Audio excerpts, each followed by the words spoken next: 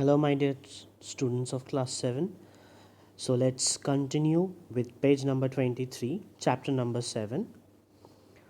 So, the second part of page number 23, 93, page number 93, the second part, I'm reading from the second paragraph. Etam, so who is Etam? The black celeb's ape. So it's an ape looking like a satanic imp, means who's looking devil or who is naughty, you can say, clings to the wire, baring his teeth at you in greeting and making shrill, chuckling noises. So, what is the black celeb ape doing? He's clinging to the wire, hanging on the wire, and baring his teeth, means showing its teeth. At you means whom? The audiences or the visitors who are going to the zoo. In greeting and making shrill means which is loud. Okay, shrill chuckling noises as if it is laughing. The woolly coated orange eyed mongoose, lemurs, bound from branch to branch, wagging their long thick tails like dogs. So, what are the woolly coated orange eyed mongoose doing? This mongoose or lemurs, which you can see it in the picture in your book. So, what are they doing? They are just clinging from one branch to another branch of the tree and wagging means hilana, okay, wagging their long thick tails like dogs and calling to each other in a series of loud and astonishingly pig like grunts. So, how the pig grunts? So, in a very similar fashion, these woolly coated, orange eyed mongoose are calling each other, they are communicating with each other by wagging their tails and giving pig like grunts. So grunts is the sound that is coming out from that mongoose lemurs. So further down, if you get more down means if you walk away to another cage, you will see sitting on his hind legs, his prehensile tail wrapped round a branch and surveying his quarters with the air of someone who has just received the freedom of the city is Binti, the Binturong who suggests a badly made hearthrug to one end of which has been attached a curiously oriental like head with long ear tufts and circle protuberant and somewhat vacant eyes. So, what are they doing? They are further down sitting on his hind legs, his prehensile tail. So prehensile means of a part of an animal's body able to hold things, which by which the animals are able to grab something.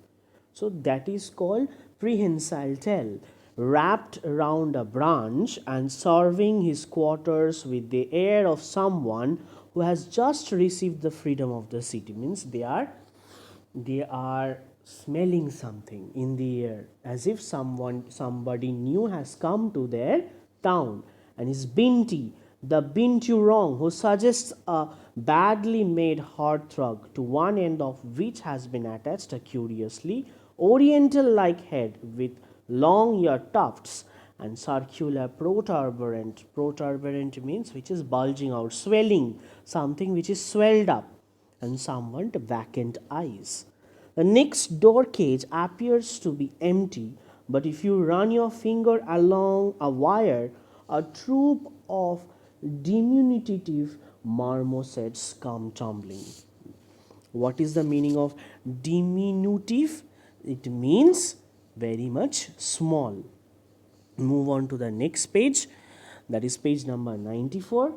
This is marmosets coming tumbling out of their box of straw. So when you move on to the next cage from that mongoose lemurs, you will see, what will you see? You will see nothing there, but as you point your fingers inside those little cages, you will see little marmosets. They are the species of monkeys. Okay, they are very small. They will come and sit on your palm of your hand. So they are that type of small. Yeah, you can see that he is clinging. You can see it in this picture that it is clinging to the finger, marmoset, clinging on to the finger. So how small you can imagine.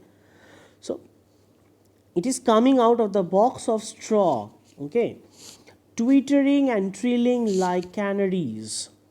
The largest of these is Whiskers. So the name has been given, and the largest of this marmoset is named Whiskers. The Emperor Tamarin, whose sweeping snow white colonel blimp moustache quivers majestically as he gives you greeting by opening wide his mouth and vibrating his tongue rapidly up and down. So how do this whisker marmoset welcome you?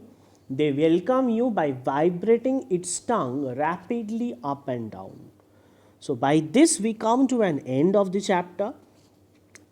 This here you are getting all the details of the animals that Gerald Durrell has conserved in his zoo.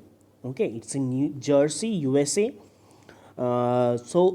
He was born in 1925 and died in 1995. Was a British naturalist and conservationist, best known for his pioneering work in the protection of wild endangered species. So the animals which are endangered, means in the verge of extinction, it is these they means those type of animals are saved by Gerald Durrell. So, for his wildlife preserve on the Channel Island of Jersey and for his hilariously informative books about his adventures with animals, he traveled extensively to places such as Argentina, Paraguay, Mexico, Madagascar, and searched for endangered species. So, he used to travel to different countries.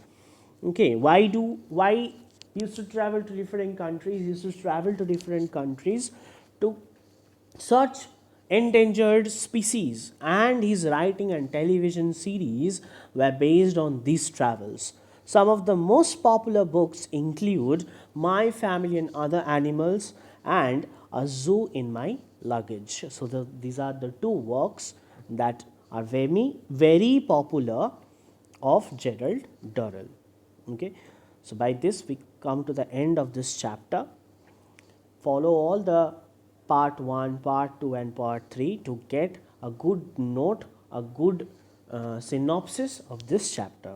I'll do the comprehension exercises and give it to you, and in our next class we will do the reference to the context and then reflect to the answer.